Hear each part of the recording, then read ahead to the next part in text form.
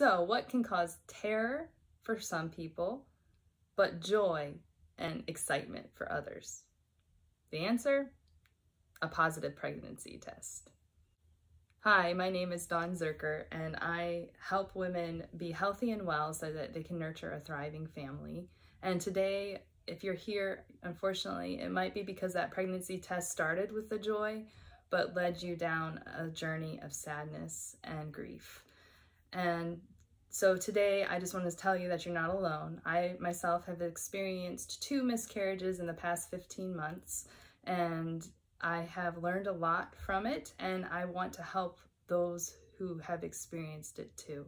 I am here to tell you that there is hope and healing through this journey. And I'm going to guide you through today how to do that with my 3 G's of gratitude, goals, and finding guidance. By the end of this episode, I hope that you will have the tools ready to start a gratitude journal and know how to turn this heartbreak that you're feeling into your best blessing.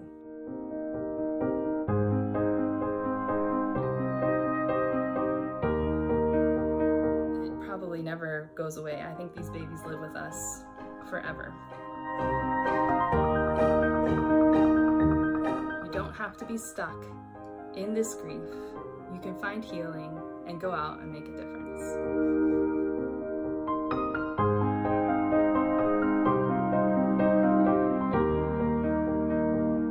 First thing, I just want to give you a big hug.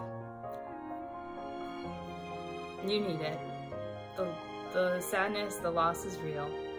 Actually, I'm starting to feel little tears myself. I have some Kleenexes nearby for this talk. It's a bit hard to talk about this, but I feel like it's really important.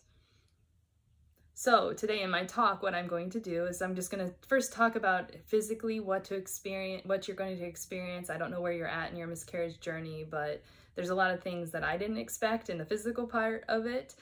The next thing we're going to talk about is the emotional part and what to expect in the coming months with this miscarriage. And finally, the best part is the solutions and the things that I have found that have just helped me get through the grief and the sorrow that miscarriage brings. So first, let's dive into what physically happens in your miscarriage. If you were like me, you were at the doctor's, you found out the horrible news that your baby is no longer living, they can't find a heartbeat, and now what are you going to do? And I remember being presented with 3 options. The first one was to let your body just naturally take care of it. The second option was to go home with a drug that would help your body to do its thing. Or the third option was to schedule a D&C where they would take you in a procedure and basically suction and vacuum out everything out of your uterus and take care of it that way. If you were like me, you had no idea, you were very numb at that point, and you can't believe that you're hearing these options. You were hoping to hear happy news.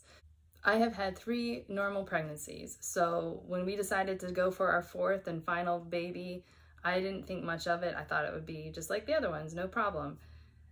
I got pregnant fairly easily, and I did know something was not quite right though, because I started spotting a little bit and earlier on, and the spotting came and went a little bit. So when I started bleeding more heavy and then made my appointment at about 6 weeks and found out that the baby was no longer living, it wasn't a huge surprise to me, but it still was a shock because I didn't expect to have problems because I never have had problems before.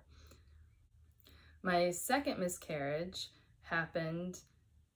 That one was more of a shock because it happened at my 9-week appointment, the first appointment. I had no suspect that something was wrong. I was feeling morning sickness, at least up until a few days before that appointment. I was feeling like everything was starting to grow. We took some pictures even of the first pregnancy pictures, and I thought this is the real deal. We're good to go this time. And so both my husband and I were pretty shocked when we got that news that the baby no longer had a heartbeat. So in both cases, I took the choice of letting my body naturally take care of it. For me, just the thought of coming home and using a drug to induce it just did not sound good. I trusted my body, it can take care of it. My first one, that went totally fine. I will say though, what to expect with the miscarriage is a lot more blood than you would imagine. I started to do the spotting and just used a pad for about a day before it really happened. But when it happened, I happened to be in Sprouts. I was at the checkout, and thank goodness I was wearing maroon pants that kind of covered up the blood because it just gushed. I quickly got my kids in the car, got in the car, had some paper towels, and drove home, and then spent the next hour and a half or so shut up in the bathroom. Luckily, my girls knew something was going on, and they behaved themselves and took care of themselves okay. And I just remember thinking, wow, this is a lot more blood than I ever expected. So know that there is a lot of blood, and you're going to need to be ready for that. However, then afterwards, it did slow down enough that I was able to just contain it with a pad like a normal period, and then just like a period, you had bleeding that lasted for several days afterwards that was easily contained by the pad. My second one, however, I decided again to just let my body naturally take care of it. And same thing, when it finally decided to let go, it let go in a big gush. And I was home that time, and I ran upstairs, but this time it was a little different because after 2 hours of sitting on the toilet, the blood just did not seem like it was stopping. And as I was sitting there, I had my heartbeat on my Apple Watch with the heart rate, and I checked my heart rate, and it was like 120 with me just sitting on the toilet. That's when I knew this is probably not good. And I was in denial. I did not want to go to the ER, but after another hour or so of just it not stopping or slowing, I told my husband, yeah, I think we need to go to the ER. He told me, I don't want to have to carry you in, let's go. So I went to the ER, and they honestly didn't take me very seriously about it being a lot of blood, but they took care of it. The OB came and he pulled all the stuff out of my cervix, which was not a pleasant experience.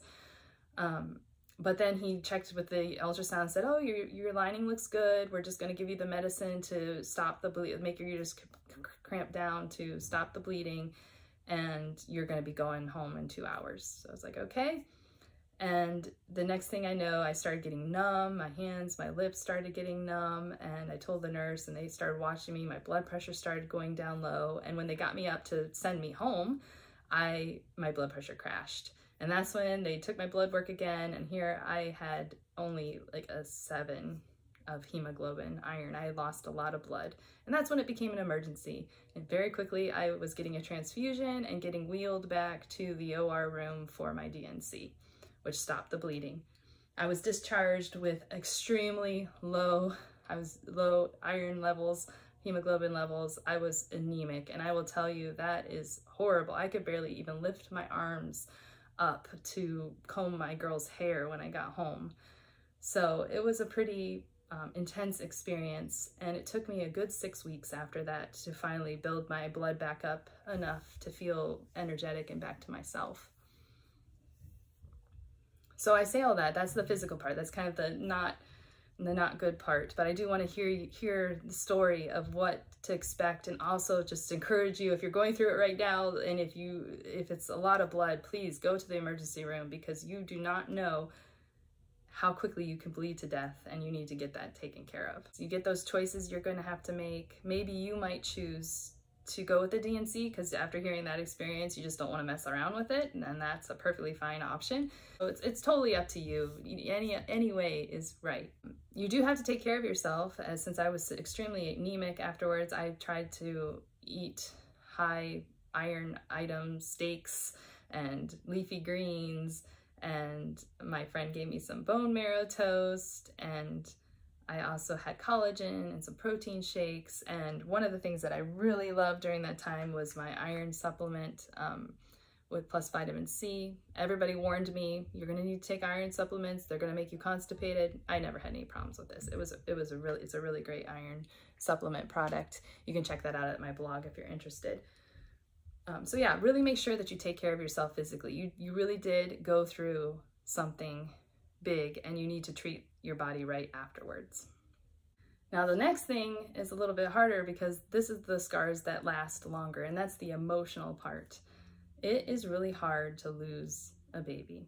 As I said, you get that pregnancy test that says positive, you start doing all the planning that comes with the baby. Even if you lose the baby, my first one I lost, I found out about 8 weeks, and my second one I was 9 weeks along. And I had enough time at that point. We were already planning how we were moving the girls out of the different rooms, and we were, you know, planning future vacations around when the new baby was supposed to be coming. So you start doing a lot of planning in your heart and in your head in anticipation. And as a mom too, as you're pregnant, you feel that baby too. I was morning sick the whole time until I found out that it hadn't lived. And so you're feeling those hormonal changes too. So you're just anticipating it all. And so it doesn't matter how long you're pregnant, it is something that is super hard. The grief is real. And I think the number one thing that is really hard about a miscarriage is that it's an unseen grief.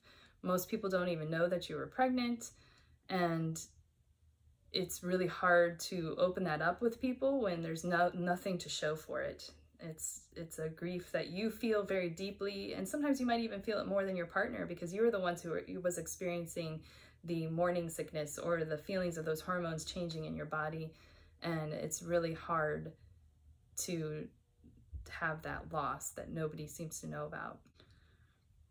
And the second thing that's really hard and what to expect with the grief of a miscarriage, and that is that uncertainty of if you can actually have a baby, especially if this is your first miscarriage, your first time trying to plan a family. I will say that there's hope. There is not a single person I feel like that I know that has not experienced an early miscarriage. At the time, felt like I was the only one who hadn't experienced it, and now I've experienced 2 of them. So there's more people out there than you know of that have experienced a miscarriage. So, but still, we all have those questions as a mom of like, what could I have done differently? Should I have not exercised? Should I have not eaten this? Should I make sure that I lost more weight before I got pregnant? Like, you have all those questions, and if you allow your brain to go that way, you can really go down a dark road of beating yourself up, and that leads to depression. I look at it as God is in control. He knows that baby, and he just knew that it wasn't the right time for me, or maybe there was something wrong with that baby, and that's why it didn't live. And those thoughts for me has been very freeing. So if you find yourself thinking about that you are going to think about that, you are going to question things, but I just counter it with the thought of God knows best, or it's what is meant to be is meant to be. And the third thing emotionally that you should expect is that it's something you're going to carry with you for the rest of your life. You are going to miss that baby, whether you got to see it, meet it, it was only 8 weeks old, it doesn't matter. It is something that affects you for the rest of your life. And it can be really hard in the next few months to see people that are pregnant. I really struggle with that even right now. Like, August is going to be the due date of my baby, and so I see women who are, very in their 3rd trimester of pregnancy, and I'm just like, oh, I wonder if I would have looked like that. It just starts all those thoughts, and so you have to be really aware of that. But yeah, do expect that to be hard. It's easier once you get past your due date, I think, to see pregnant people. And it's not that I love seeing people being pregnant. It's not that I have an issue with them being pregnant, but it just brings up those emotions. So expect that to be normal when you see people that are pregnant. Also, there's the part of people unintentionally bringing it up, they're asking you about, oh, are you gonna have a next one? I mean, every time someone asks me that, it brings that pain of it to the surface. We had an old couple when we were at a restaurant a few weeks ago, and they were commenting about our girls and how cute they are, and like, well, when's the 4th one coming?